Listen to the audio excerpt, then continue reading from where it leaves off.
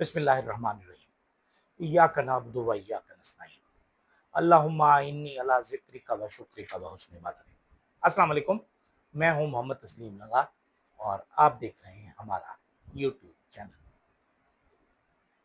آج ہم بات کریں گے مسلمان ممالک میں اضافے کی سازش، جسے ڈیوڈ کوریڈور کہا جا رہا ہے۔ یہ اسرائیل کا ایک منصوبہ ہے۔ چینی کی درآمد اور برآمد، اس میں فائدہ شوگر مافیا اور شوگر مافیا ہی کو ہے، اور نقصان پاکستانی عوام اور پاکستانی حکومت، پاکستانی مملکت کو ہے۔ پھر عمران خان کے کل کے حوالے سے جو ایک گفتگو نشر ہوئی تھی، جو ایک سماعت تھی اور اس میں گفتگو آئی اور ایک چلائی گئی ہمارے تمام مین اسٹریم میڈیا چینلز پر، بالخصوص جیو پر، کہ جی عمران خان نے اپنے بچوں کو پاکستان آنے سے منع کر دیا۔ اس کی کہانی بتائیں گے۔ اور پھر ایک چھوٹی سی ویڈیو تھی جسے دیکھنے کے بعد مجھے آج سے چند سال پہلے ایک بڑا مشہور اور مقبول نغمہ یاد آ گیا کہ سائیں تو سائیں، سائیں کا کتا بھی سائیں۔ بات ہم کرتے ہیں عمران خان کے اس انٹرویو سے، جس میں ہم نے یہ دیکھا کہ کل یہ چلایا گیا کہ عمران خان نے اپنے بیٹوں کو پاکستان آنے سے منع کر دیا، اور بڑے دھوم دھام سے نہ صرف خبریں چلائی گئیں بلکہ ان پر تبصرے بھی کرائے گئے اور گفتگو بھی کرائی گئی، تاثرات بھی لیے گئے، اور یعنی مطلب مقصد یہ تھا اس کا کہ عمران خان نے خوف کے مارے اپنے بچوں کو پاکستان آنے سے منع کر دیا۔ اچھا، اس کا جواب شام تک پاکستان تحریک انصاف نے دے دیا تھا کہ یہ تردید کر دی تھی، لیکن پھر بھی یہ خبریں چلتی رہیں۔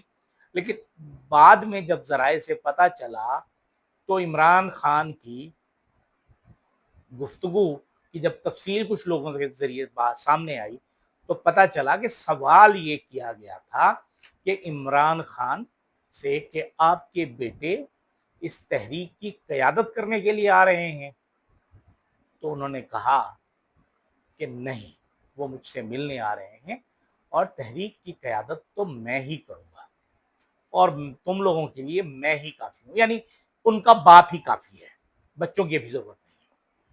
اس کے بعد جو رولا ڈالا انہوں نے، جاہلوں نے، حکومتوں نے، ہمارے میڈیا چینلز نے، ظاہر ہے پیچھے سے ڈوریاں ہلتی ہیں تو یہ لوگ شروع ہو جاتے ہیں۔ پھر ہم یہ دیکھیں کہ بلوچستان جو ہے، کے پی کے میں کیا ہو رہا ہے اور بلوچستان میں کیا ہو رہا ہے۔ بلوچستان میں باجوڑ میں کرفیو توڑ کر ہزاروں کی تعداد میں لوگ باہر نکل رہے ہیں۔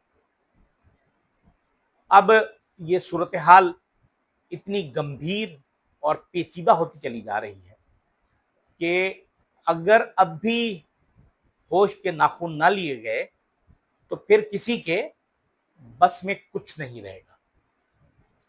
نہ فیلڈ مارشل کے ہاتھ میں کچھ رہے گا، شہباز شریف کے تو ویسے بات کچھ نہیں ہے، تو کچھ نہیں رہے گا۔ لیکن اب اللہ تعالیٰ جب کسی کی مت مار دے نا تو ایسے ہی ہوتا ہے۔ میرے خیال میں تو یہ ہے کہ ان لوگوں کی مت ماری گئی ہے، کچھ کہہ نہیں سکتے، نہ ان سے کوئی درست فیصلے ہو رہے ہیں کہ اناؤں کے خول سے باہر نکل کر سوچیں، پلان کریں۔ کبھی کبھی 2 قدم پیچھے بھی ہٹنا پڑتا ہے۔ قرآن، رسول، اسلام، اب ان تمام چیزوں پر اگر آپ غور کریں تو ہمارے پاس بہت سے اصول موجود ہیں، لیکن سوچے تو کون سوچے اور کیوں سوچے؟ سب سے بڑا مسئلہ یہ ہے کہ کیوں سوچیں۔ جب ہم اختیار میں بیٹھے ہیں، اقتدار میں بیٹھے ہیں، تو ساری طاقت ہمارے پاس ہے۔ ہم خدا ہیں زمینی، اور زمینی خدا کا نام کچھ اور ہوتا ہے۔ بہرحال حکومت جو ہے وہ اس وقت پھنسی ہوئی ہے، اور ایک طرف چینی کی درآمد اور برآمد ہے، دوسری طرف تیل اور گھی ہے، جن میں تقریباً 100-150 روپے لیٹر ریٹ کم ہو گیا ہے۔ بین الاقوامی جو ان کی قیمتیں ہیں کم ہو گئی ہیں، بڑھنے کے ساتھ تو ہم پر فوراً چارج لگا دیا جاتا ہے، لیکن جب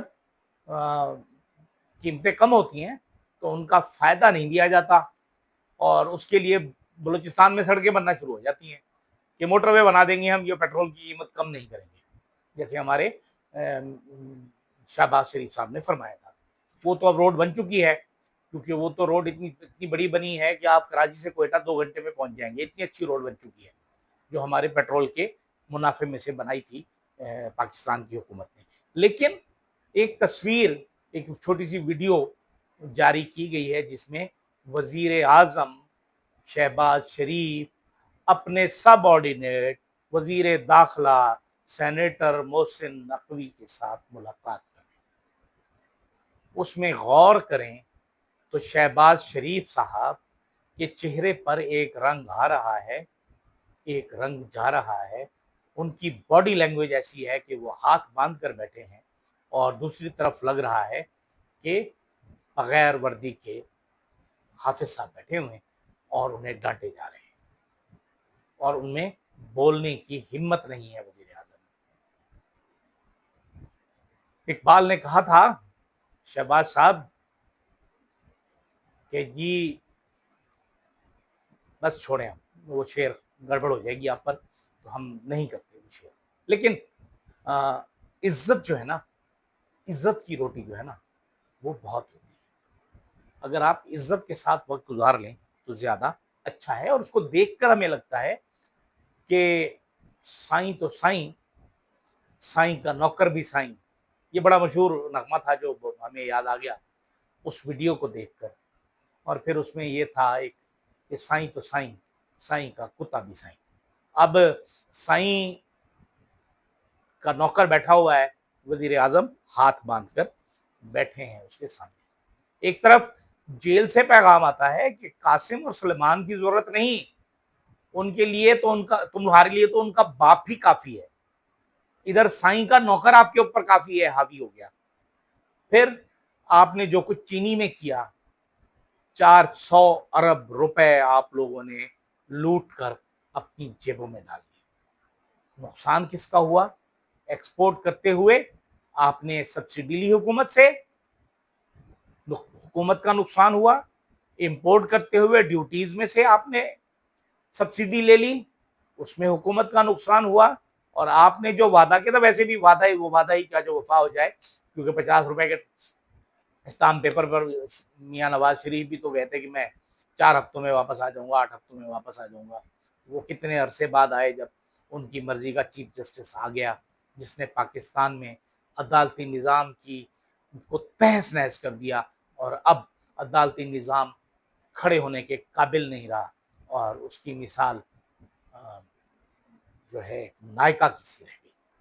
پھر چینی کی برآمد میں آپ نے سینکڑوں ارب روپے یعنی کئی کھرب روپے آپ نے بنا لیے، اور کہہ رہے ہیں کہ اس میں ہم کیا کریں، ہمارا تو کچھ ہے ہی نہیں، یہ تو شوگر مافیا ہے، اسٹوریج مافیا ہے۔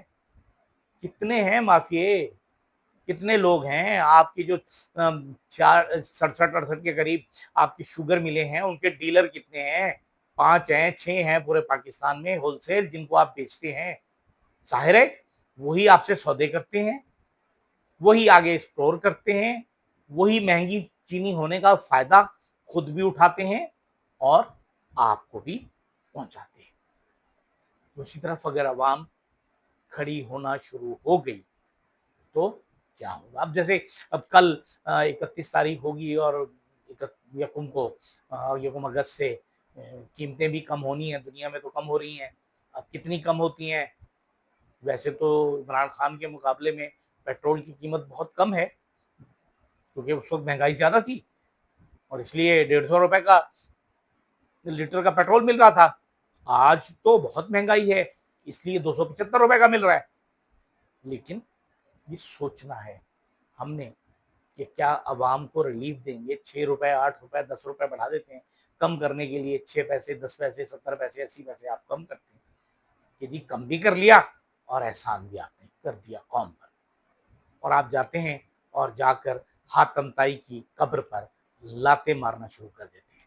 لیکن شہباز شریف صاحب آپ کے لیے صرف اتنا مشورہ ہے کہ ٹیپو سلطان نے کہا تھا شیر گیدڑ کی 100 سالہ زندگی سے شیر کی ایک دن کی زندگی بہتر ہے۔ آپ نے 100 سال گزار لیے، فائدہ تو نہیں ہے شیر بننے کا، آپ تو صرف کاغذ پہ ہی شیر رہیں گے کیونکہ آپ کا انتخابی نشان شیر ہے۔ بس ایک کام کیجئے کہ اپنے شیر کی دم کٹوا لیجئے تاکہ وہ شیر نہ لگے، ہیر پھیر لگے۔ اجازت دیجئے، اللہ حافظ۔